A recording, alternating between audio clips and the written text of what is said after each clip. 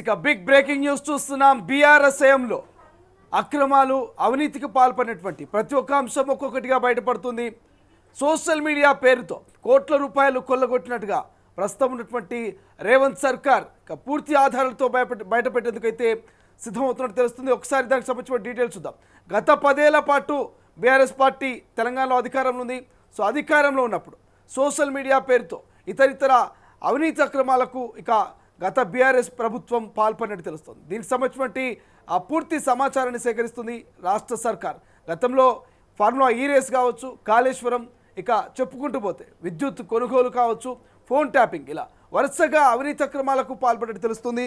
ఒక్కొక్కటిగా బయటపడేందుకు సిద్ధంగా ఉన్నట్టు తెలుస్తుంది. ఈ నేపథ్యంలోనే గతంలో ఏవైతే కోట్ల రూపాయల నిధులను దుర్వినియోగం చేసినట్టుగా సమాచారం అందినట్టు తెలుస్తుంది. దీనిపై ఇప్పటికే అధికార కాంగ్రెస్ పార్టీ ఫోకస్ పెట్టింది.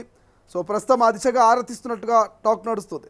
డిజిటల్ మీడియా పేరుతో ప్రభుత్వ పథకాల్ని ప్రచారం చేస్తున్నామంటూ గత సర్కార్ కోట్ల రూపాయలు మింగేసినట్టుగా తెలుస్తోంది.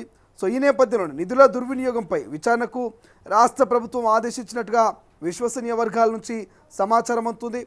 డిజిటల్ మీడియా ప్రచారం పేరుతో బీఆర్ఎస్ సర్కార్ వందల కోట్ల దుర్వినియోగం చేశారనే ఆరోపణలు వెలువెళ్తున్నాయి. అసెంబ్లీ ఎన్నికలు సమీపిస్తున్న సమయంలో గత ఏడాది మే 22న జీవో 742 ద్వారా నాటి సర్కార్ 15 కోట్లను విడుదల చేసింది.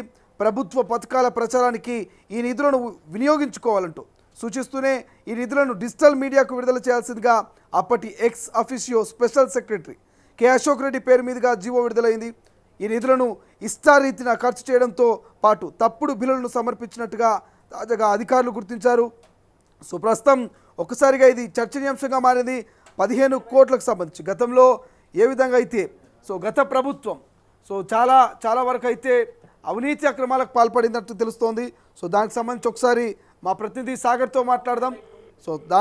దానికంటే ముందు ఒకసారి పొంగులేటి శ్రీనివాసరెడ్డి ఈ సోషల్ మీడియా మీద గత ప్రభుత్వం చేసినటువంటి ఖర్చులు కావచ్చు, ఇతరితర అంశాల గురించి ఒకసారి మంత్రి పొంగులేటి శ్రీనివాసరెడ్డి ఆ వీడియో బయట ఉంది. ఆ వీడియో బయట అనంతరం మా ప్రతినిధితో మాట్లాడదాం. అధికారంలో ఉండి దొర పరిపాలన చేసే నాడు ఆ 10 సంవత్సరాలలో అనేక కేసులు, అవి విద్యుత్ శాఖకు సంబంధించింది కావచ్చు, కాళేశ్వరం ప్రాజెక్టులు కావచ్చు, అనేక భూములు కావచ్చు, చిట్ట చివరికి ఐఎన్డిపిఆర్కి సంబంధించిన అనేక అంశాలు కావచ్చు, అవన్నీ ఒక్కొక్కటి బయటికి వస్తే, ఒక్కొక్కటి ప్రజల ముందు పెడితే మీరు భూమి మీద కాదు అంతరిక్షంలో పోయి దాక్కుంటారేమో అనిపిస్తుంది నాకు చూస్తే.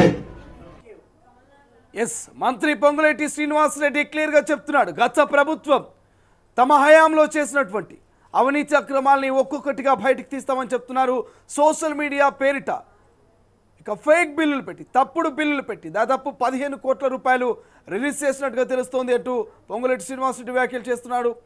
గత ప్రభుత్వంలో చేసినటువంటి అన్ని అవినీతి అక్రమాల మీద గత 11 నెలలుగా కాంగ్రెస్ పార్టీ అధికారంలోకి వచ్చినటువంటి డే 1 నుంచి నాటి వరకు కూడా ఫోకస్ చేస్తున్నట్టు తెలుస్తుంది. ఒక్కొక్కటి బయటికి తీసే ప్రయత్నం చేస్తుంది. తీగ లాగితే డొంక కదిలినట్టుగా ప్రతి అంశాన్ని కూడా క్షుణ్ణంగా పరిశీలిస్తుంది అధికార కాంగ్రెస్ పార్టీ. ఈ నేపథ్యంలోనే ఎక్కడెక్కడైతే అవినీతి జరిగిందో అక్కడ ఖచ్చితంగా అధికార కాంగ్రెస్ పార్టీ విచారణలు కావచ్చు, కమిషన్ కావచ్చు, ఇతరితర పేరిట అన్ని అంశాలని తవ్వి తీసే ప్రయత్నం చేస్తుంది.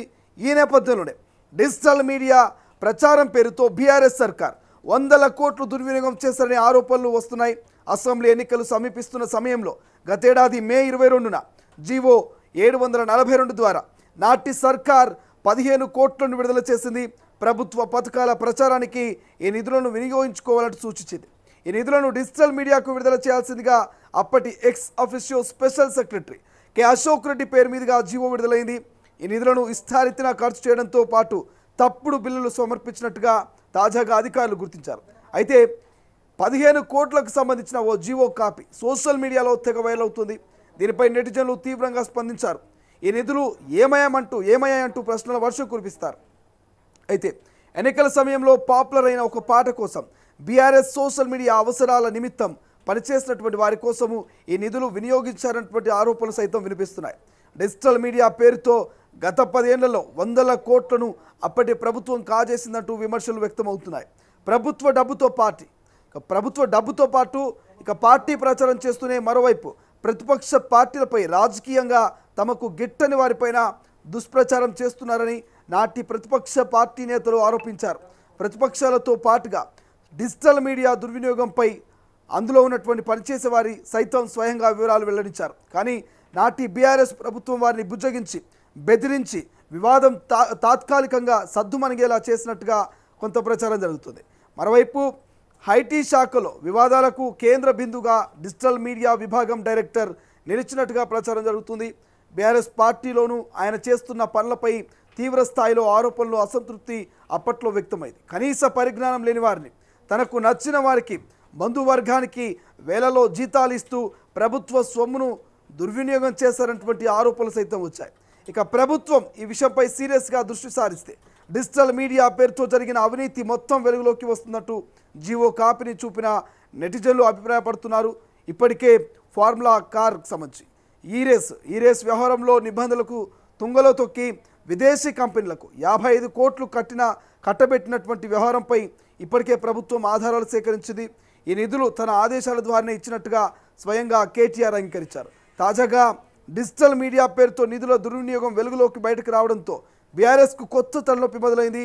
అధికార పార్టీపై పోరాటం చేయాలా లేక తాము చేసిన వాటికి వివరణలు ఇచ్చుకోవాలా అనే విషయం అర్థం కాక గులాబీ లీడర్లు ఆందోళన చెందుతున్నటువంటి పరిస్థితి. సో ఒక్కసారిగా సోషల్ మీడియాకు సంబంధించి తప్పుడు పత్రాలను పెట్టి ఫేక్ డీటెయిల్స్ను పెట్టి అయితే ఇక భారీగానే డబ్బులు కాజేసినట్టుగా తెలుస్తుంది. సో ఫేక్ వీడియోస్తో, అదేవిధంగా ఫేక్ నకిలీ రిసిప్ట్లతో ఒకసారిగా 15 కోట్ల రూపాయలను డిజిటల్ మీడియా పేరిట ప్రచారానికి ఇక గత ప్రభుత్వంలో ఉన్నటువంటి బీఆర్ఎస్ పార్టీ ఉపయోగించిందంటూ ఒక ఫోటో అయితే సోషల్ మీడియాలో వైరల్ అవుతుంది. దీనికి సంబంధించి ఒక్కసారి కాంగ్రెస్ పార్టీ ఆరా తీయాలి. ఖచ్చితంగా అధికారంలో ఉన్నటువంటి కాంగ్రెస్ పార్టీ గతంలో అధికారంలో ఉండి అజమాయిషం చెలాయించినటువంటి బీఆర్ఎస్ నేతలకు సంబంధించిన అవినీతిని బయట పెట్టాలంటూ ఆ యొక్క లెటర్ను అయితే సోషల్ మీడియాలో సర్క్యులేట్ చేస్తున్నటువంటి పరిస్థితి మనకు కనిపిస్తుంది. చూద్దాం ఏం జరగబోతుంది. రాష్ట్ర సర్కార్ మరి నెటిజన్లు వైరల్ చేస్తున్న ఆ ఫోటోకు ఏమైనా రెస్పాన్స్ అవుతారా? మరి నిజంగానే ప్రభుత్వ సొమ్ముతో బీఆర్ఎస్ సోకులు పడిందా? కేటీఆర్ మెడకు ఈ 20 కోట్ల స్కామ్ ఏమైనా మెడకు ఉచ్చు బిగించుకునే అవకాశం ఉందా? చూడాల్సినటువంటి అవసరం కనిపిస్తోంది. అసలైన తొలి వెలుగు. ఫాలో వాట్సాప్ @తొలి వెలుగు official.